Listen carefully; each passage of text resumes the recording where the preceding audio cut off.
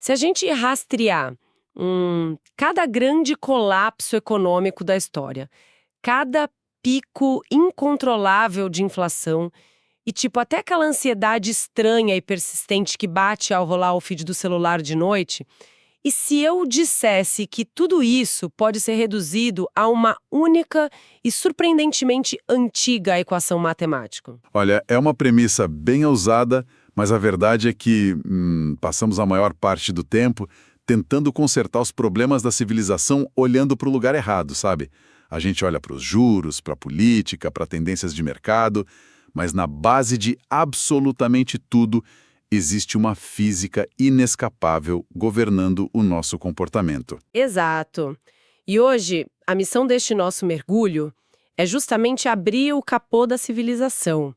Vamos investigar uma interseção fascinante de materiais que misturam física pura, economia, a filosofia de Martin Heidegger e até a psicologia evolutiva dos nossos ancestrais. A ideia é ajudar quem nos ouve a conectar os pontos, né? Entender o que realmente mantém a nossa sociedade de pé. Sim, e principalmente porque, diante de crises tão óbvias, parece quase impossível a gente simplesmente mudar a nossa rota. O que é fascinante aqui é como essa intersecção toda nos obriga a repensar a nossa própria definição do que chamamos de progresso. Precisa ir direto para a matemática da coisa, a matemática crua por trás da civilização. Nossas fontes trazem uma teoria energética que reduz o funcionamento de qualquer sociedade a uma equação. A equação V vezes E é igual a H vezes Y, o famoso VE igual a HY. E essa equação é talvez a forma mais elegante de modelar a estabilidade de um grupo humano. E não importa se é uma tribo antiga ou uma superpotência moderna, funciona igual. E o detalhe mais interessante é que ela ignora completamente o dinheiro na sua formulação base. Uau, ignora o dinheiro. Totalmente. Vamos quebrar as variáveis. Do lado esquerdo, a gente tem a oferta. O V representa a produtividade agregada. Isso engloba todo o capital, a infraestrutura física e o trabalho humano, sabe? Tanto a força braçal quanto, o intelecto, a inovação? Isso, a tecnologia toda. Mas essa produtividade, por si só, é inerte. Ela não faz nada se não houver algo para alimentá-la. E é aí que entra a variável E, as fontes de energia. Ah, então o V é o motor e o E é o combustível, basicamente? Exatamente. O E é a energia primária disponível. Podia ser a lenha numa sociedade medieval, o vento girando os moinhos, o carvão lá na Revolução Industrial, ou, o petróleo e o urânio hoje em dia. A produtividade, o V, só existe no mundo real quando multiplicada por essa energia, o E. Faz todo sentido. Pensando num trator de última geração, ele seria um V altíssimo, super tecnológico. Mas ele tem produtividade zero se não tiver diesel no tanque. Nossa, pura verdade. Esse é o lado da oferta, o motor em si, e do outro lado da equação a gente tem a demanda, né? O peso que esse motor precisa puxar, o H multiplicado pelo Y. Como essas variáveis funcionam? O H é a estrutura populacional. Quantas pessoas existem, a idade delas, o nível de saúde, o grau de especialização da sociedade. Uma população enorme e envelhecida tem um H bem diferente de uma população jovem e em pleno crescimento, certo? Aham. E esse H multiplica o Y, que é o conflito distributivo. Ele é muitas vezes medido de forma um tanto imperfeita, como o PIB. Na prática, o Y é a tensão constante, aquela corda esticada entre o que a sociedade precisa consumir agora, para se manter viva, e o que ela precisa investir para garantir o futuro. Para visualizar isso de uma forma mais concreta para quem está ouvindo, vamos imaginar uma padaria, tipo a padaria da esquina. O V são os fornos industriais e o padeiro super experiente. O E é a eletricidade e o gás encanado que fazem o forno esquentar de fato. Perfeito. Aí, do outro lado, o H é o bairro inteiro, aquela população que precisa de pão quentinho todas as manhãs. E o Y é o preço do pão e o lucro do dono da padaria. Se o fornecimento de gás, o nosso E, for cortado pela metade, a equação perde o equilíbrio na hora. A padaria não consegue atender o bairro todo e aquele pouquinho de pão que sobra vai gerar um conflito distributivo brutal. O preço dispara, as pessoas começam a brigar na fila. É isso, essa analogia é perfeita em microescala. Agora, a gente expande isso para, digamos, o Império Romano. Os romanos construíram um V impressionante, né? Estradas, aquedutos, legiões mega organizadas. Sim, uma máquina gigantesca. Só que o E deles, a energia, dependia pesadamente de trabalho escravo, de terras férteis recém-conquistadas e das minas de prata. Quando essas conquistas militares pararam, o fluxo de energia estagnou. A população, o H, continuava lá, crescendo e exigindo pão e circo. E como eles equilibravam a equação sem energia nova? Aí que tá. O conflito distributivo, o Y, explodiu. O que os imperadores começaram a fazer? Eles tentaram dar um truque. Começaram a diluir a quantidade de prata nas moedas para tentar pagar as contas do império. O que gerou uma inflação colossal. E isso toca num ponto crucial aqui.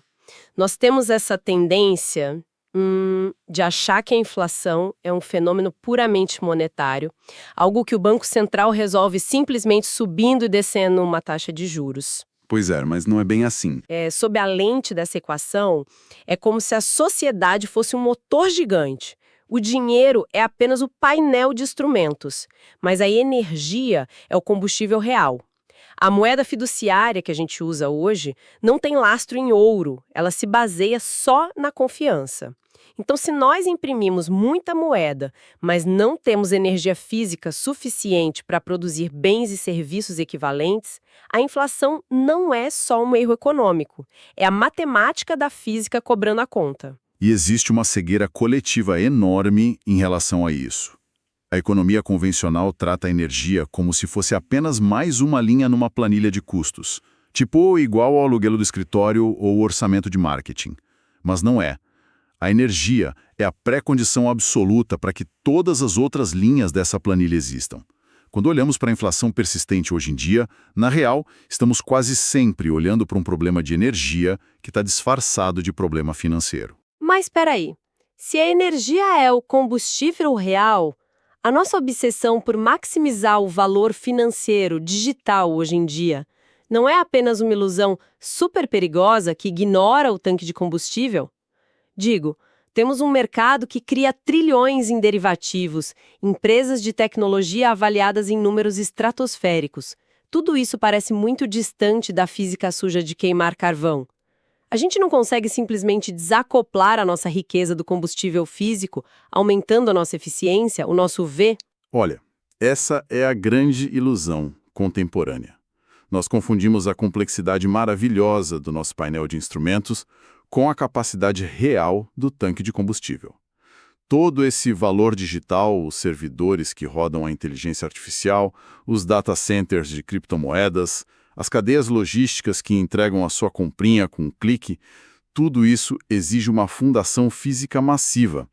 E é aqui que um conceito subjacente à equação se torna vital: a energia líquida, ou o EROI. Herói, certo. Retorno de energia sobre energia investida. Exato. Historicamente, a extração de energia ditava a inflação global. A premissa do herói é basicamente quanta energia eu preciso gastar do meu sistema para conseguir extrair uma nova unidade de energia lá de fora. Pensa no início da era do petróleo no Texas, lá nos anos 20. Alguém fincava um cano no chão, gastava energia equivalente a um barril em equipamento e suor, e a pressão natural da terra cuspia 100 barris de volta na cara dele. Nossa, um retorno de 1 para 100. Um lucro energético absurdo, né? Absurdo. E foi isso que permitiu construir rodovias, cidades inteiras, hospitais, a vida moderna. A energia era tão abundante e barata que o custo de extração era tipo um erro de arredondamento na economia. Só que tem um porém. O petróleo fácil e raso acabou. Nós não ficamos sem petróleo no mundo, mas ficamos sem aquele petróleo que não custa quase nada para tirar da terra. Exatamente. O declínio contínuo do herói é a história não contada da nossa era atual. Hoje, para manter a máquina girando, precisamos de perfurações quilométricas no fundo do oceano, lá no pré-sal. Ou usar aquela técnica de fracking que envolve injetar milhões de litros de água e produtos químicos sob altíssima pressão para quebrar rochas no subsolo profundo. Para fazer isso, motores a diesel do tamanho de prédios precisam operar sem parar. O gasto energético na extração é colossal hoje. O herói cai drasticamente, Passa para 1:10 ou até 1:5 em certas reservas. Ou seja, o nosso motor gigante está precisando gastar uma parte cada vez maior da própria força apenas para conseguir puxar o combustível novo que o mantém ligado. Perfeito. E se sobra menos energia líquida para a sociedade usar em estradas, escolas e bens de consumo, a variável Y, o conflito distributivo da nossa equação, começa a tensionar. A conta não fecha. Mas de onde vem todo esse combustível que inflou nossa civilização, sabe? Porque durante 99,9% da nossa história evolutiva, fomos caçadores-coletores. E a equação operava de um jeito totalmente diferente. Totalmente, nós vivíamos de fluxos solares atuais. E essa é uma distinção fundamental. Viver de fluxo solar atual significa depender estritamente da energia que o Sol está enviando para a Terra neste exato momento. A luz faz crescer a planta, o herbívoro come a planta, o ser humano caça o herbívoro. Ou a gente queima galhos secos para se aquecer. Estávamos totalmente limitados à capacidade de suporte imediata do nosso ambiente, com estruturas bem mais igualitárias, inclusive. Como viver contadinho com o salário de cada mês. A tribo não consegue gastar mais do que o ambiente acabou de gerar. E isso, por pura necessidade matemática, limitava o tamanho da população. Mas então a gente descobriu algo escondido no subsolo. E a analogia muda completamente. Nós passamos de viver do nosso salário mensal para torrar desenfreadamente uma herança bilionária. E essa herança são os combustíveis fósseis. E, biologicamente falando, o que são esses combustíveis fósseis? Eles são, na essência, luz solar fóssil. Luz solar fóssil. Isso. É a energia do Sol capturada por plantas e plâncton há centenas de milhões de anos, altamente compactada, decantada e estocada lá no fundo da Terra. A agricultura foi um grande salto de produtividade, permitindo hierarquias, claro, mas a transição brutal e rápida da lenha para o carvão e depois para o petróleo e gás fez algo incrível. Nos transformou num superorganismo. Nossa, um superorganismo fóssil. E aqui é onde a coisa fica realmente interessante nas fontes que analisamos. A biologia usa o termo superorganismo para falar de formigas ou abelhas, onde o indivíduo opera só como uma célula de um corpo muito maior. A diferença é que a densidade populacional que nós temos hoje, bilhões de pessoas, só é possível graças a essa energia armazenada. Um simples barril de petróleo contém o equivalente a anos, às vezes mais de uma década, de trabalho físico humano ininterrupto. É absurdo pensar nisso. Cerca de 90% do trabalho braçal e fundamental realizado na economia global hoje é feito pelos combustíveis fósseis.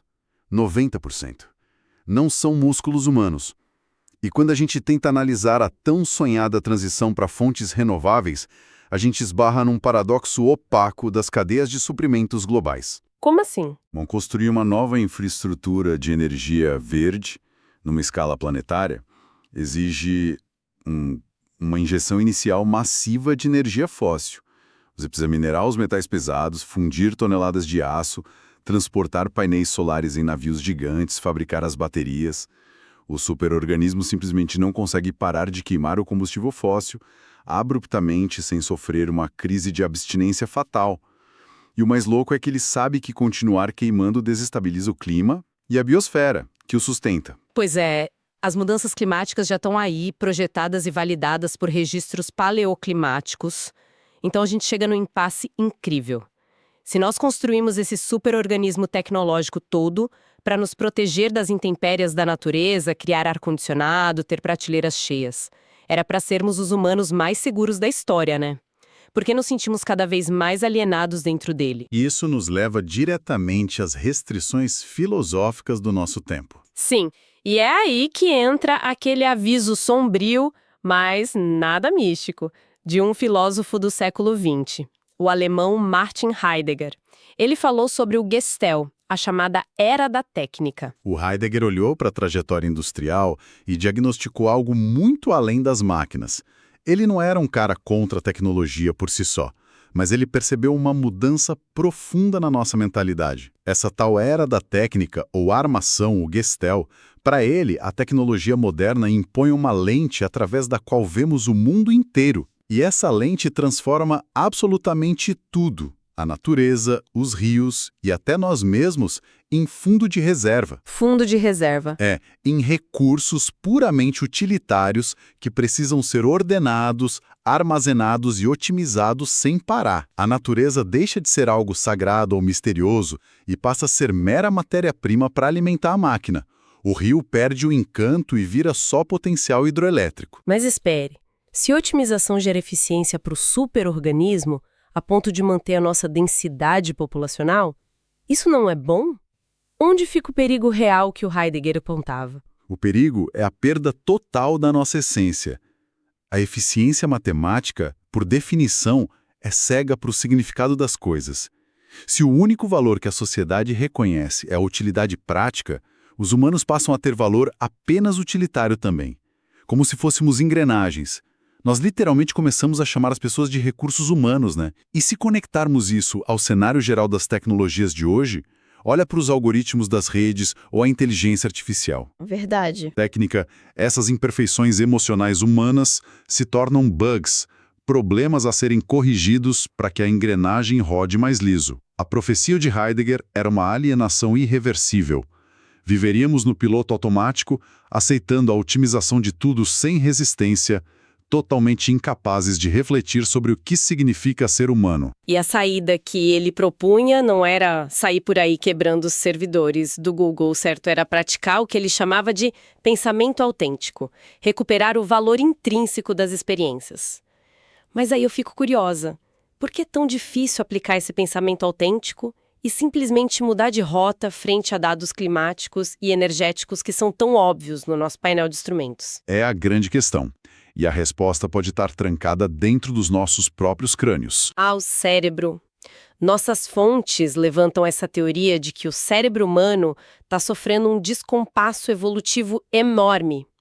Nossos instintos foram forjados, há dezenas de milhares de anos para lidar com ameaças imediatas na savana. E por causa disso, eles são péssimos para lidar com ameaças complexas, super lentas e abstratas, como o declínio energético ou as mudanças climáticas. Perfeito. O próprio filósofo Spinoza já dizia que não compreendemos direito os processos inconscientes que governam as nossas ações. E a neurociência hoje mostra uma verdadeira batalha interna. O nosso cérebro tem, grosso modo, 2 sistemas operando. O sistema 1, que é rápido, muito intuitivo, focado na sobrevivência de curto prazo.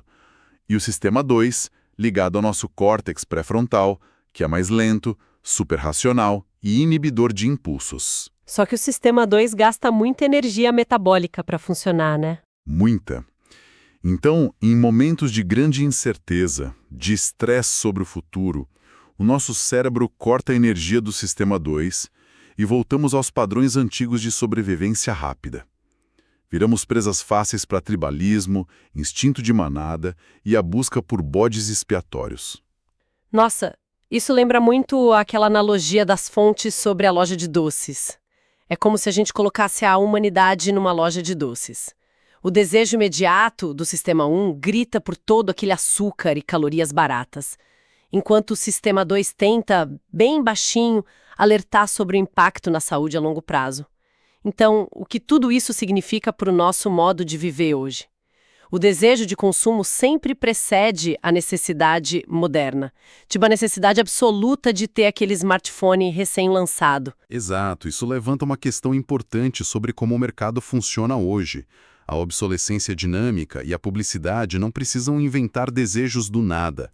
Elas hackeiam e exploram impulsos primordiais nossos, como a busca constante por status dentro da tribo e o acúmulo de segurança. E o pior é a dissonância cognitiva. Nós, no fundo, sabemos que não dá para crescer infinitamente, mas preferimos ignorar essas verdades inconvenientes para não viver num estado de ansiedade paralisante. Aquela metáfora da jangada encolhendo resume isso muito bem. As fontes mostram que a humanidade está numa jangada no meio do mar e ela está encolhendo, enquanto a população em cima dela cresce. A paralisia perante a magnitude desse problema faz as pessoas se refugiarem ainda mais no consumo, como uma distração desesperada. A gente confunde desejos que foram socialmente construídos com necessidades biológicas fundamentais de sobrevivência. E é super comum a gente culpar o modelo capitalista por obscurecer esses custos todos. Sim, e embora haja críticas super válidas ao capitalismo contemporâneo por jogar os custos ambientais para debaixo do tapete, as fontes também notam algo bem parcial. Esse sistema, na verdade, explora um instinto evolutivo antiquíssimo de coleta eficiente de recursos que está presente em toda a natureza. Pensa numa alcateia de lobos economizando energia enquanto caça na neve. A eficiência não é uma invenção maligna. Não, não é. O mercado global faz a mesma coisa, só que ele orquestra bilhões de pessoas. O problema real é que o nosso superorganismo, impulsionado pela luz solar fóssil, perdeu os limites. A escala ficou sem freio nenhum. Não sabemos mais quando parar. E isso nos traz para a síntese do nosso mergulho de hoje. É muita coisa para processar para quem acompanha a gente. Vimos que a matemática da energia e da produtividade dita a estabilidade social e não só o dinheiro. Vimos que dependemos de uma infraestrutura fóssil colossal que estamos esgotando e que fica cada vez mais cara de extrair. Corremos o risco real de virar engrenagens cegas na era da técnica, como Heidegger alertou, e, para piorar, nossos próprios cérebros da Idade da Pedra resistem a encarar tudo isso. É um quadro que pode parecer sombrio, mas o objetivo de entender tudo isso não é o desespero. É fundamental integrar emoções morais como a empatia e resgatar ativamente visões de longo prazo usando aquele nosso sistema 2, o córtex pré-frontal. O texto cita uma tradição belíssima do Conselho da Nação Onondaga, um povo originário, que tem a diretriz de planejar qualquer ação pensando no impacto que ela terá na 7ª geração futura. Uau! A 7ª geração, isso é o oposto do imediatismo da nossa economia. E é por isso que a saída desse labirinto começa no nível individual. Nós orientamos quem está ouvindo a buscar pequenos pontos de alavancagem na própria vida, na sua profissão, e injetar um pouco de atrito nesse piloto automático de otimização cega. Cada pequena escolha que recusa transformar um ser humano em apenas um recurso utilitário já é um passo em direção ao pensamento autêntico. Com certeza. E para encerrar, tem uma citação poderosa do filósofo Pierre Teilhard de Chardin, contida nos nossos materiais de hoje, que deixa uma semente perfeita para nossa audiência refletir depois daqui. Ele diz assim: algum dia, depois de dominarmos os ventos, as ondas, as marés e a gravidade, vamos aproveitar para Deus as energias do amor. E então, pela segunda vez na história do mundo, o homem terá descoberto o fogo. Lindo. Eu já arrepiar. Muito obrigada a todos que nos acompanharam em mais esta exploração profunda. Até a próxima!